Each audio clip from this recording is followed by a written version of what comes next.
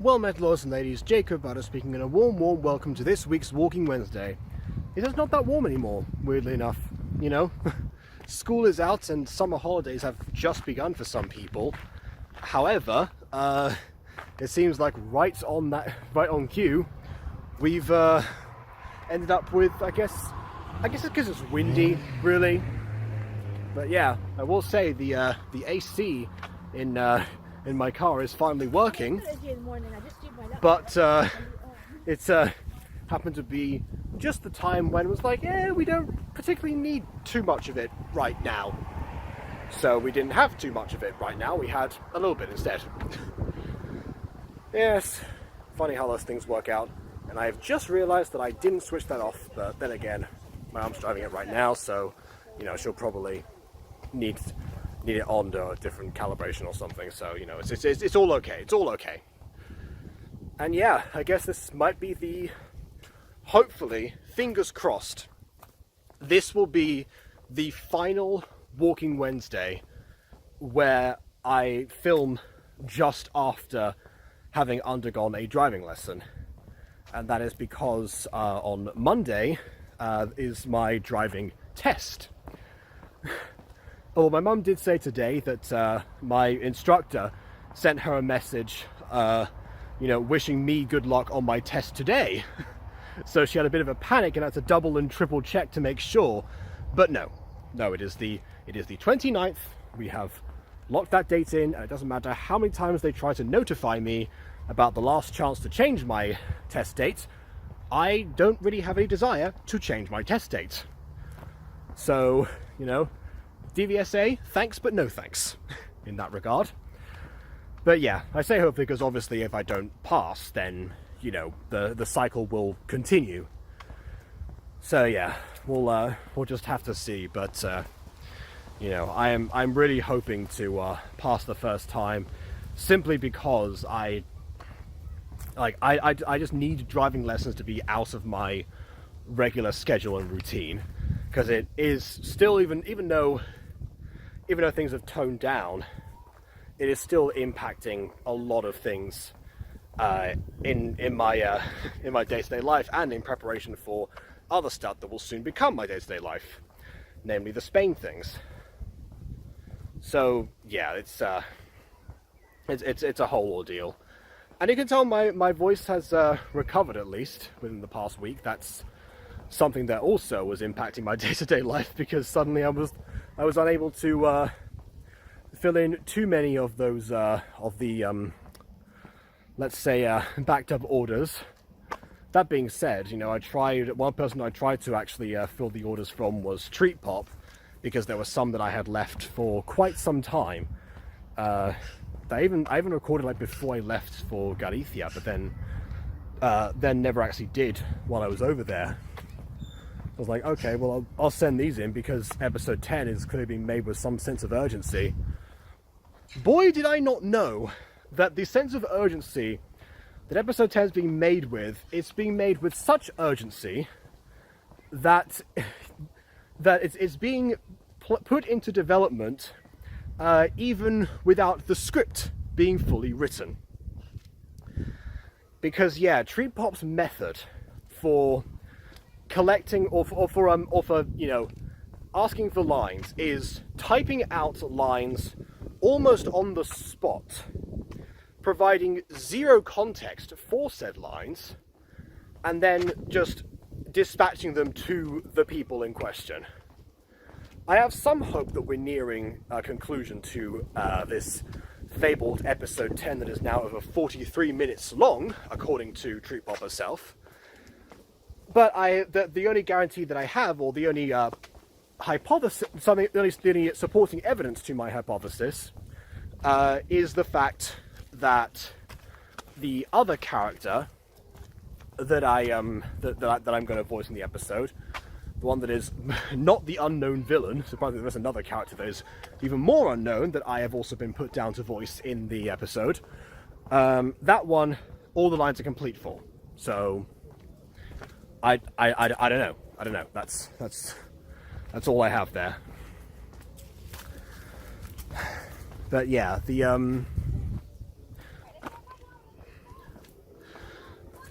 So I guess that means that in some sense there's a finality to it. I keep asking Tree Pop, is the story like fully, written or something?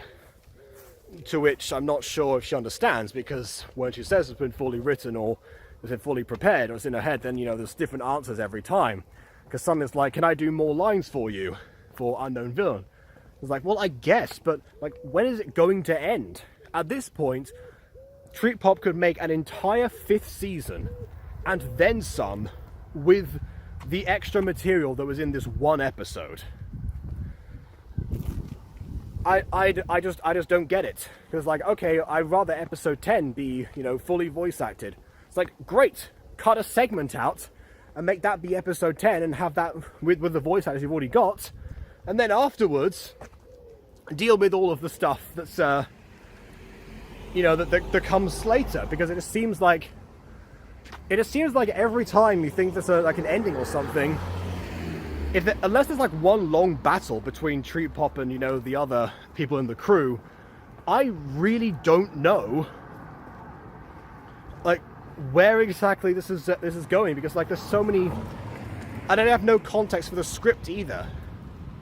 Like, I know that in some places that's the norm to do, but there's a reason that for my own projects I don't do that, and the reason I recommend to people not to do that. And it's because it ends up, a lot of the time it ends up being quite disastrous. But I guess we'll see. But yeah, that's why I've been doing a lot of Tree Pop lines, because I know that Bond particularly might have been wondering, hey, I saw that you did some, complete the orders for Tree Pop. It's like, well, it never truly ends, but not that he knows that. Carry on. So yeah, when you're able to do like the other stuff that I've given leeway for because of your voice, I was like, well, I mean, yeah, I'm sure that we're within the next week, because the thing is, in a couple of days as well, my 11th anniversary of doing YouTube videos is going to happen.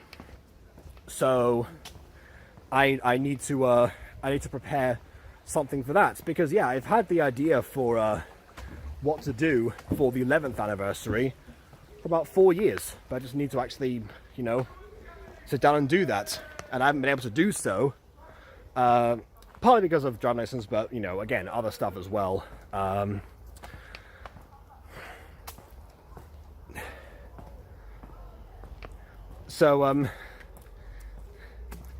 Yeah, it's mostly been like, yeah, driving license, backed up projects, all that stuff. Yeah, July has been, it has not been like a slow easing back into things after coming back from Galicia. It was very much like, oh no, we're doing this all once.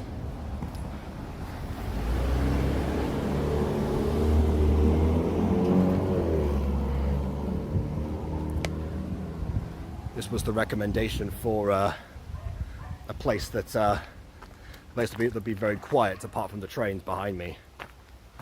So in the case of up hills. But anyway. So yeah, that's and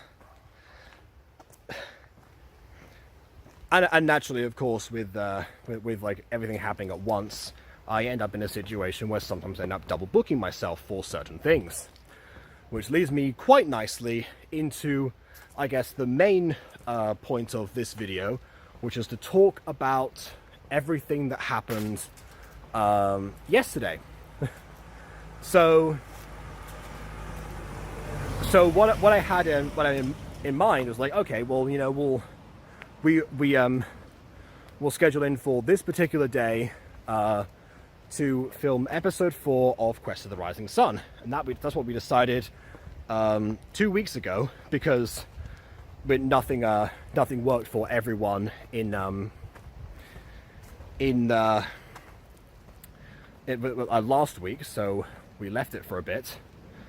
And yeah, I had some plans to prepare for Quest of the Rising Sun 2, but also, again, little to no time which to actually carry them out. So that's why when well, actually, we'll get back to that point in a second. There's something else to address first, and there's an uphill, so I'm gonna switch around. Let the dogs carry on a bit more because I don't want them interfering with the camera. I have a worse luck with dogs than Walking Wednesday. Okay, here we go. Back down we go. So yeah, in any sense,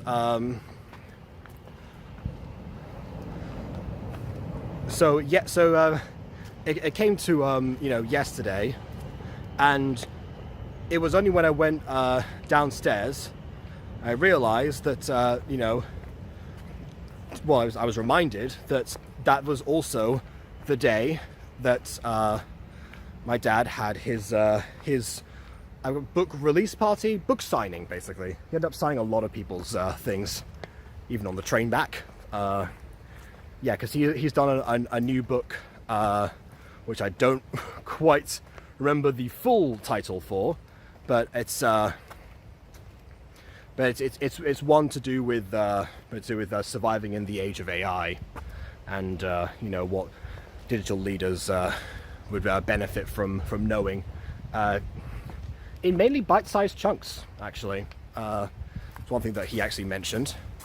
So yeah, there was a day with a lot of people who are quite far up there in terms of like businesses or tech divisions, and also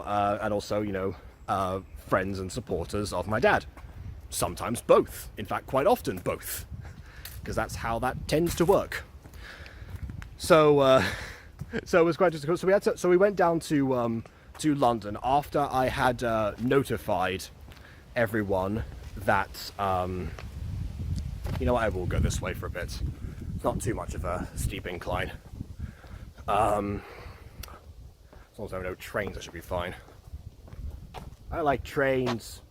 Nope, nothing's coming. Oh no, there is. Actually, it did start. Wow, I've channeled Tom Scott. Oh, okay. Speaking of the man of the hour, I was just talking about your book release, actually. There you go. Here I am in the flesh. Yeah. So, what did you think of it? Well, the book itself or the release? Well, I'm sure not the book, but the release. What was it about the event? Well, the quote that you liked me saying actually was that I was more into it than I thought I would be. Yeah. Damning with faint praise, or praising with faint damning. I'm not sure which way around it is. Something along those lines. So, because what happened was that there was a lady that was interviewing you. So that was the main event, apart from saying hi to all the different people. It's a simple device for being able to talk about any topic, is sort of to move it into an interview style, and that way you can have a bit of interaction around the key themes. So I think it's a good style. Yeah, definitely. But I'm going to leave you to do your thing. Right. Okay. Bye, Vern. All right. Yeah. So yeah, that was the main thing. After a couple of rounds of saying hello to people that knew a surprising amount about me, and because I thought I was going to be the odd one out, thing like, okay, well, all these people must know each other to some degree or something, but I guess because of what they've heard about myself and my mum, and my brother wasn't there, he was working, but yeah.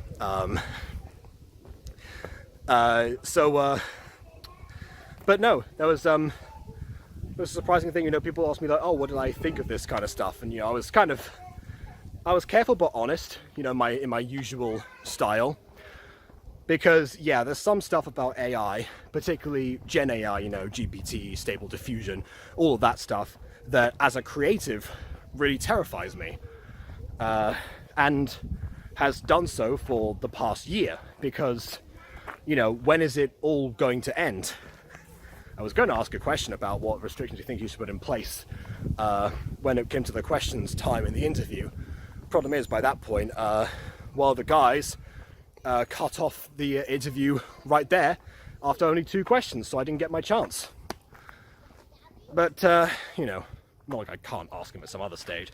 It's just that it would have been good to do it at that point, because if he did so in front of the people who would, would need to consider the ethics and restrictions around particularly Gen AI, the ones that have people under their employ right now who might end up losing their jobs, that would have been a good thing to put into their minds from a reputable source that is currently walking in front of me at some distance. So, So yeah, that's but yeah, it didn't end up going to plan, which is fine. The thing that also didn't end up going to plan was the D&D session, because if people don't know what Quest of the Rising Sun is, I do advertise it on Discord servers, but it's a project that KW has had going on for, I guess, 5 weeks now, if you count the week we skipped. And it is her first entry into live plays. So your Rip in the Dark style of thing, where it's a D&D session, but it's being streamed to the masses. Or the Rip in the Dark is recorded, so not maybe the best Avantris, for example. But so yeah, not really not much else to say about that. So yeah, that's been going on for some time, and it's been an ongoing series. We met somebody new who was friends with KW, who is our DM. So KW herself can actually play, because she's also new to, I guess, the playing of D&D. I think she had a bit of background knowledge before that, but yeah. Here's where people start going like, oh no, this is going to fall apart. Where I say that there are 6 players, most of whom are new to the medium. Now, surprisingly, when we did our session 0, when I was still in Galicia, actually, as far as we were aware, we had one absent person, because it was meant to be like a lesson in character design and combat. And then, because of the setup involved in conducting said combat, we actually ended up doing a full session 0 just based on our characters, and the DM was very impressed and blown away by how we interacted together. Now, bear in mind, these were characters created by myself, Aidan, BB, and Emily, all of whom have worked together for years and have at least some level of improv training. Not to say that... oh, sorry, no, it wasn't Emily, it was KW. My bad. Still applies. Worked together for quite some time. And yeah, we were just kind of like working out, okay, these are going to be our characters for the session. We might as well see how we can properly establish them. But yeah, that really worked out, and we knew that Emily was going to join at some other point, so we had an excuse for why we kind of would start, in the middle of all of that.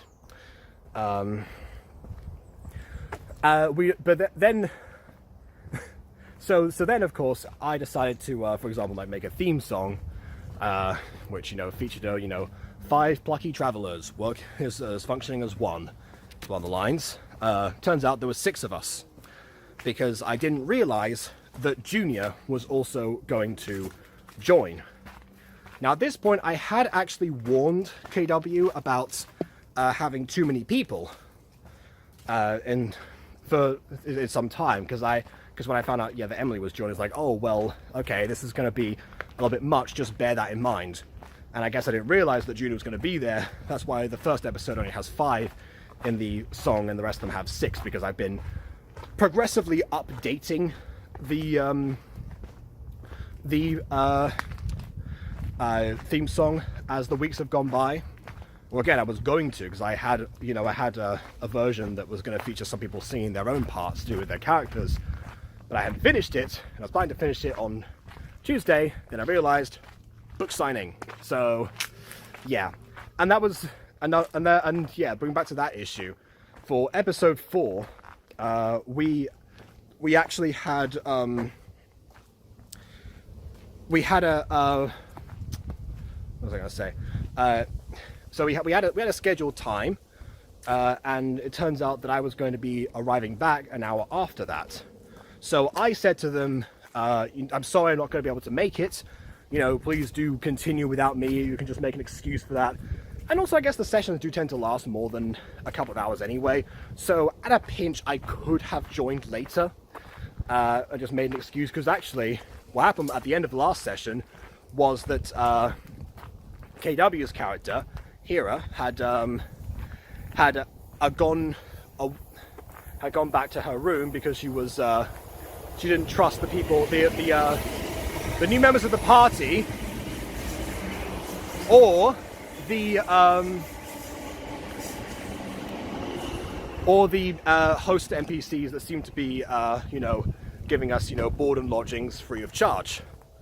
Admittedly, not the worst thing to distrust somebody, even though the DM, out of character, kind of like assured multiple times that was not going to be an issue. Which, bear in mind, I will say, as far as DM techniques go, I do kind of question that one just a little bit on the count of it kind of forces the characters, us, to apply dramatic irony. There was another incident where, for example, like, we were told out of character that somebody would be reviving and they would become hostile if they were recovered. But of course, it was somebody who was a friend of the party, and we had no prior reason to suspect any of that. So I, as the person who was recovering, who was I guess bringing them back to consciousness, I ignored that, because of course I did. My character would not know that information. It's like a weird role reversal, because you think that a lot of people like metagame, especially during their first campaigns, but because I'm such a stickler for dramatic irony, I have like laser focused on that particular aspect. And also because my character's kind of an idiot a lot of the time, so I'm making sure that he doesn't, I'm not going to take like away with all of his agency. He's not a complete idiot, but I'm still going to make sure that he doesn't, that there's no reason to think like, oh, well, of course he has all of this like external knowledge, because that's how smart he is. No, he's not. Gonna pause here just because I'm running out of space. Okay, moving on. I should have actually recovered that after I abandoned this road. Good. Man, I picked the wrong moment to do that. It was like a barbershop quartet sheep variant on bikes. I don't even know how to describe that. Like what combination of words would do that justice? What we just witnessed here today.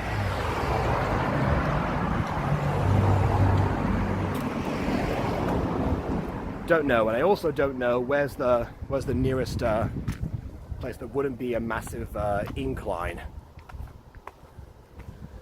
Because I think this is an uphill. That's there's a turn after this point I want to avoid. Don't really know. Anyway,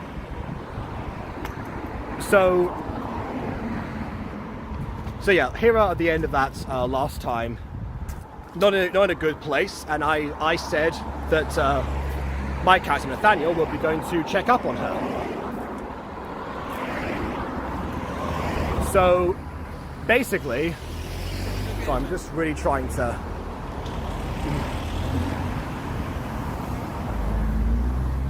Okay, it's a bit of an incline, but not too much.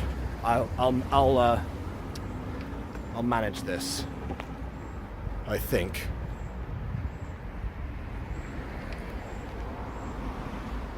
Nope, no, I will not. Okay. I'm very careful of this stuff, by the way, just because I don't want to end up, walking and talking up a hill, because it's, already my voice has been strained too much recently.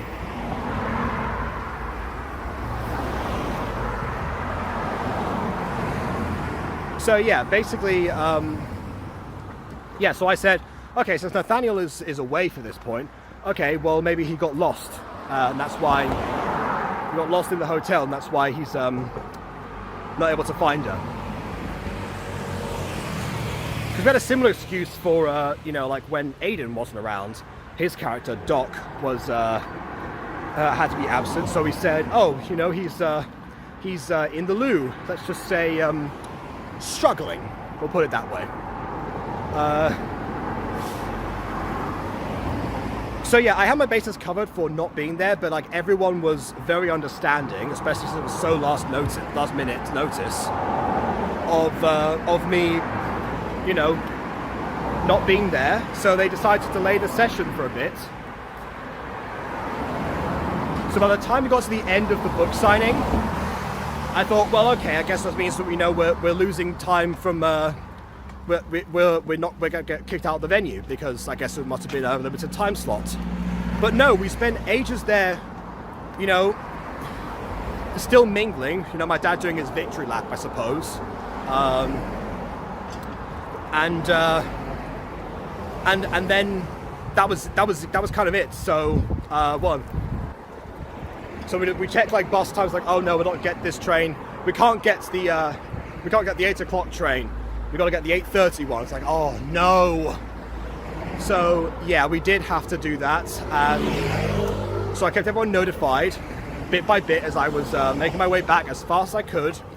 I even split from you know, the people coming back with us. It wasn't just my parents; it was some other people as well. You know, got the house key. You know, made a beeline for it, and you know, up the hill and everything, so I could make it back. But that's not all that I did, because, you know, I thought, well, you know, while I'm away, and I had some plans what to do, I'm gonna make it worth their while. So while we were there, and you know, on the train back to and from London, and also the bus in between those two points, we decided, what am I talking about? I decided I was going to crack out, you know, like a piece of the notebook that I took with me to write a book in, and I was going to write another song, because that was my plan originally. Because I thought that'd be like a nice like moment between Nathaniel and Hera. Because the thing is, the way that Hera's like more serious lone wolf personality type meshes with the group, at least the ones that she already knows by this point, is fascinating to me, like in contrast to Nathaniel's you know, like unwavering optimism and, I guess, naive faith in everyone. And there's a little bit of his annoying tendencies too, we're not gonna lie. So honestly, like even during that session 0, when we found out like what everyone's personalities were and how you played off each other, it wasn't like there was any issue with, like, you know, Barb or Doc or anything, but for me, Hera was like, okay, this is the character that I am most interested to play off, because of how different, you know, the interaction is, but yet, you know, how exactly they're going to mesh together. So Nathaniel, being the bard, had a song prepared. So I came back with the song that I did on the bus and train to and from London, and yeah, so right towards the beginning of the session, actually, we addressed that portion. I thought that everyone else was going to get like their bit first, because they've been waiting for so long, like at the dinner hall or something. But no, because of the reminder that I gave, that, oh, Nathaniel's been split off because of this reason, actually, Hera and I got the focus right at the beginning. So it kind of ended up being a case of me just performing like the signature bits that I was going to do very near to the beginning of the session. But the reaction was something I wasn't expecting, because it actually got Hera to open up, or to at least panic for a little bit. There's something had been discovered, you know, because Nathaniel had a little bit of like extra information on top, like, unlike everyone else, because of a prior puzzle section. Not going to get into that. You can watch the series if you want.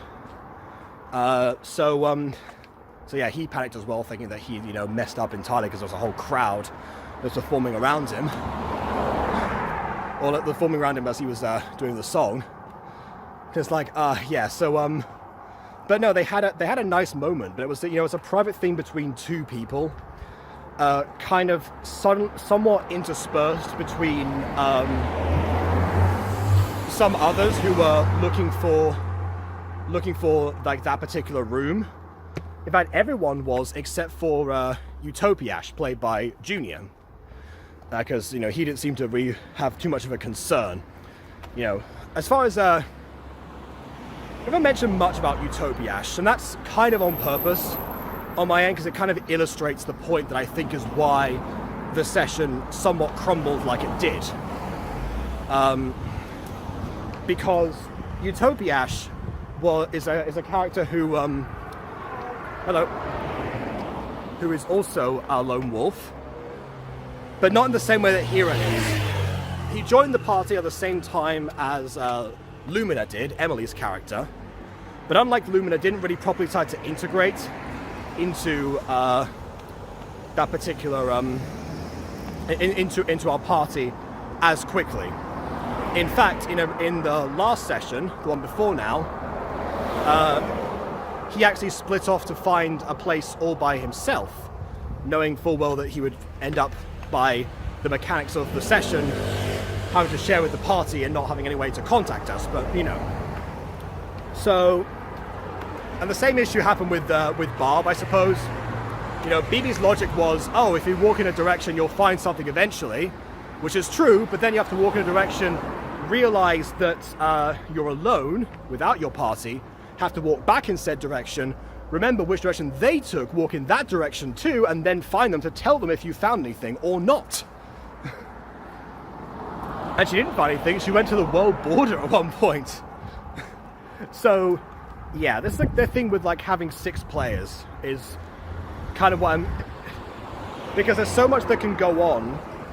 For the puzzle day, that was actually somewhat alright, because it meant everyone had a partner to work on a specific section. But when it came time to, to work together, the party has not meshed yet because of the splits. And I know that I said I deliberately decided to split up and check up on Hira. That's because Nathaniel had extra information that no one else did. So he thought he was the best one to talk about this with. So that was my reasoning. And also because, again, it's not like I don't like private moments between 2 characters.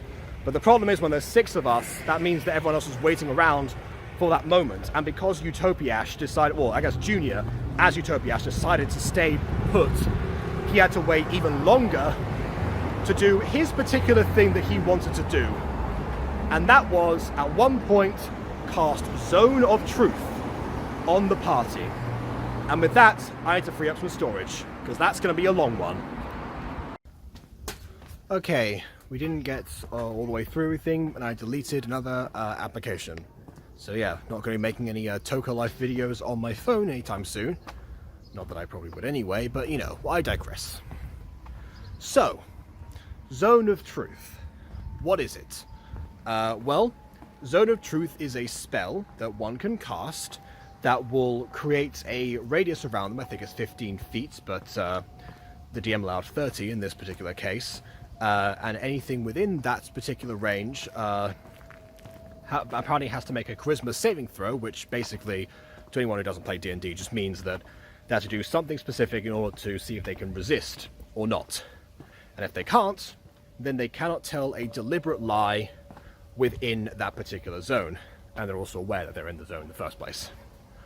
So, with that in mind, Utopiash was, I say, Junior, has been waiting quite patiently while this stuff is going on. Then again, having chosen not to partake in any of what's going on right now.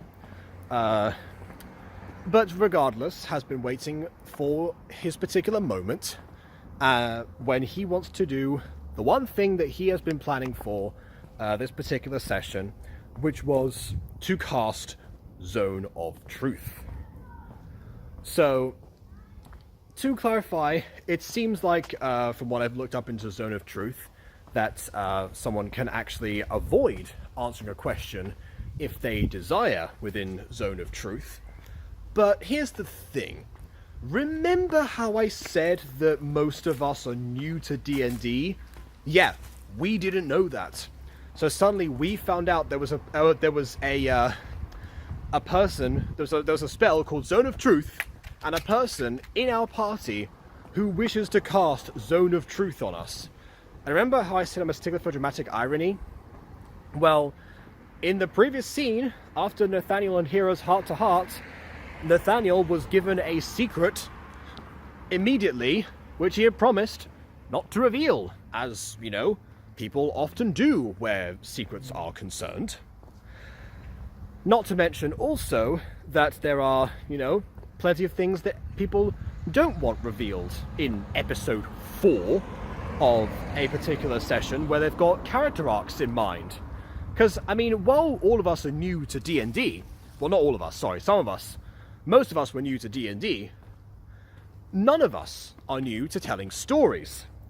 You know, we're all writers and actors. So we've been doing this song and dance for a while now. Meaning that when we found out that somebody in our own party was, you know, was deciding that they wanted to cast a Zone of Truth on us, not knowing that we could resist a Zone of Truth in theory, or refuse to answer questions, that kind of put us in a bit of a tricky spot. So we all heavily discouraged this idea. Hero wasn't there, so KW was not really involved in this part because she was up in a different location. She would have been safe. But yeah, everyone else, I mean, one person, I think it was Emily, said that it would have been very metagamey because the whole point was to find out more about the characters. Which, bear in mind, this is the same person who refused to take part in almost anything the other characters had done up until this point. And also, on top of that, if you want to find out particular things about certain characters, here's the thing. You can just ask. Ask a question like any other person would have done in that situation. And sure, you might not necessarily have a guarantee of whether or not the question is right, but I mean, that's just how the game is done. So I'm not sure why exactly Junior wanted to cast Zone of Truth specifically in order to get this stuff done. It's almost as if he realized that by constantly putting himself in the periphery, he was the odd person out. And he was the odd person out in that discussion too, which also led to him immediately leaving the call. And the session was Finally, we're back. Sorry about that random tug. It's because I've got it connected to an external battery. I've learnt my mistake from last time whenever I cover topics that require a lot of context. And the time before that, which seemed to be every week at this point, and always Tuesday stuff for some reason. I don't know. Anyway, back to what I was saying before. So I had just left off where, because of the shutting down of this idea, or not really shutting down because he was still able to do it, but the heavy discouragement of the idea that Junior put forward, he immediately logged off, left the call, and and that was the last that we saw of him. In fact, we haven't actually heard anything from him at all since then. KW has, though, and just to remind people, KW's character was not involved in this particular encounter. Then again, is the one that would have the most reason to keep secrets, considering that, again, she had quite literally just told Nathaniel a secret, that she did not want going any further, and only did that because it felt like it was necessary and or the right moment.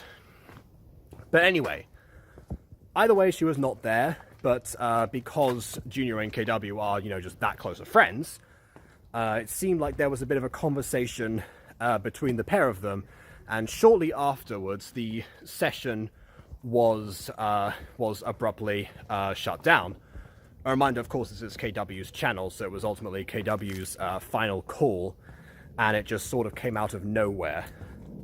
Now, KW has made a statement about this, that it where she states it was to do with her own mental health and not being in the right headspace, and that she promises that it would not happen again in any future recordings. And that seems all fine and good. However, two things about this. One is that she said it was to do with hers and Junior's, personal life, and it occurred minutes after Junior himself left without any sort of announcement. And afterwards on the call together, because we were still all on VC at this point, she then just like goes to talk to Junior for quite some time and then returns. So it does definitely seem like the two things were correlated. There is, of course, for the sake of, how people use the word allegedly on this platform, there is some plausible deniability about this where, it could just be there was a completely different incident that happened just after we shut down Junior's central idea. The only reason that that it doesn't seem to line up for me is because, again, with all the context that I provided, what I was trying to get at originally was the fact that Junior had been waiting patiently for his particular moment, still, albeit from his own volition, having not wished to take part in whatever the party was doing besides what he was setting up. He still waited patiently. He still had a scene where nothing for his character or for, trying to think of percentages for some reason. What the heck? Why am I blanking right now on percentages? Dang it. 60% of the party was not involved in. But despite that, if indeed it was the case that he left simply because, after waiting and his one idea was shut down, that's definitely an overreaction. And it was a shame too, because the DM was just about to get to the part where, because Utopiash met the person who was involved in the next scene, he would have been a driving force for the rest of the plot. So it was right about to get to the point where it was his moment, but because he had the knee-jerk response to leave and to not return, then he was not able to know that. Not only that, but also because KW abruptly ended the stream, there was no chance to even hint at that happening, because it was just a case of, saying like, oh, I'm sorry, we're going to cut the session here, and everyone was confused, including the DM. And again, like I say, there's a chance that there was to do with some other stuff, and if it is, then I will not pry. But all I'm saying is that the circumstances kind of align in a way where that doesn't seem to add up too much. And it makes sense for KW to be protective over Junior, but at the same time, it does not make sense for Junior to... And then again, I don't know Junior too much, so I'm not sure if this is just his general response to criticism or to a rejection of an idea, or if it simply is the case that he definitely did feel left out and did not give a chance for something to continue. There is the old adage of the show must go on, and I guess in this case, if the show had indeed gone on, then those issues would have probably been eased a little bit.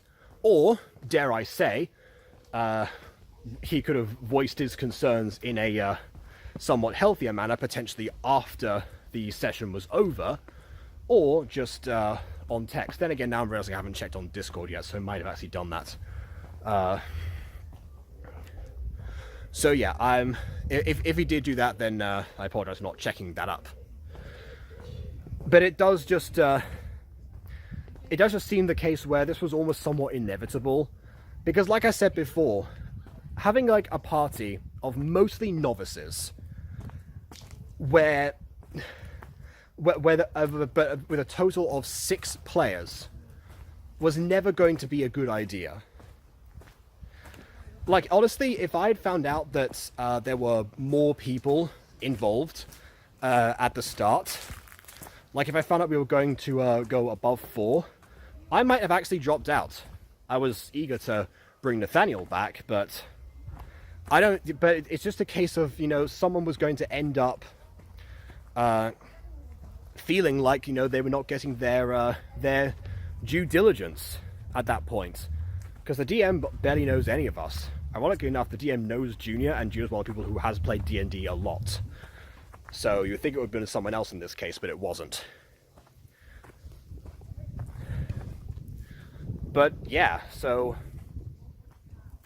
in the end, in fact, I know it's somewhat of a crass statement, I suppose, or I guess a cliche, I should say, to compare average live plays to Critical Role. In this particular instance, there is something that one could have learnt from the direction that they have taken recently, which is just recruiting more and more and more and more people to the point where, I mean, yes, their sessions are usually 3 to 4 hours, and as BB has addressed, that is indeed the standard for live plays. I now understand why it's the case, because it's impossible to fit everything in otherwise. But it has been said that they have too many people per session now, so I can see the issue. It's sort of like what I say in terms of some gachas. I have criticized plenty of series in the past, mainly pop series, based on like how large their cast ends up becoming, especially when the episodes were very short, because then you don't have a chance to develop the characters that you have. You have a roster of 5 or even 6 in some cases. And something that I continuously brought up over and over again whenever there was somebody made a competition to add new pops, like the old ballroom pops, for example. But yeah, I mean, even classic jazz pops had this issue to some extent. Season 2 sort of remedies this, but you know, it did take a while. And that's why the classic Earth Pop line is so iconic for gacha review people, because Earth Pop was the only character with a defined personality trait at first in the jazz pops. So not only are there people who will be left out, but there's always going to be some person who end up taking center stage. And I do fear that is somewhat ended up being me, based on like hijinks and shenanigans. But then if I think about it for a while, not really. It's just that in that particular episode it was me and Hira, because that was all that we got to do. And like I said, I defend the idea of having private moments between characters. It's just that if you do that, you have to acknowledge that, you know, the focus has got to shift to the other people. And it also comes back to Utopiash's lone wolf status. Because like I said before, Hira Heimdall, you know, KW's character, is a lone wolf, but not to the same degree as Utopiash. The difference between them is that Hira already had a pre-established relationship with some of the people in the party, namely the ones that she knew already. So there was already an element of trust that was applied, and the reservations that are happening right now are something that she is, hopefully, after the discussion from last episode, open to exploring, or at least indulging. That was the point of the song. Apart from I just wanted to do a song for that scene, it did serve a purpose. And that's the thing, you know, I, as Nathaniel, was able to help KW as Hira along with that specific journey.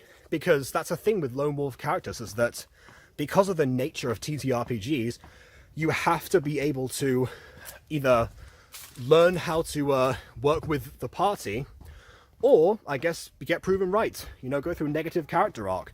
But Utopia is just a blank slate right now. So he doesn't have necessarily, we haven't seen his reservations yet, because most of the time he's just not around us, so there's no chance for us to see them. But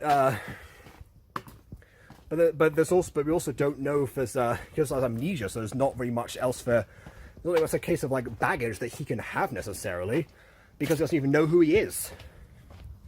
Like, he is very much a character where we don't know what to do, because again, his default decision is either to stick to his own stuff that he's doing, or split away from us and go on his own adventure, which worked out exactly once and never again.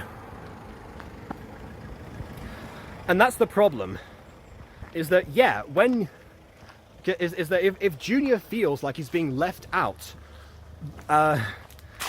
due to how the characters interact towards Utopiash, I hate to say it, but that's a hole that he dug for himself as the player. Because it was his decisions that led Utopiash to still be isolated. Utopiash already knew Lumina coming in, as far as I remember, so there could have been something to do with them. Maybe Utopiash wanted to stick with Lumina for a bit. And Lumina could have had a similar conversation with Utopiash that Nathaniel had with Hera. That would have kind of worked, to some extent. But no, I mean, even then, would that have happened? Because, like, we know so little about him. That's the thing. And yeah, maybe he hasn't had a chance to demonstrate that, but like I said before, like, we try.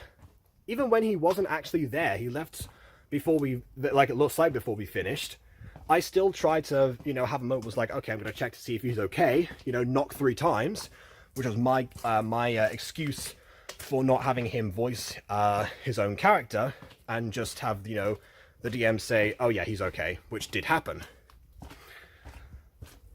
I mean, again, we changed the theme song in order to account for Junior being there once, the moment that I realized that there were 6 people, I re-recorded everything. So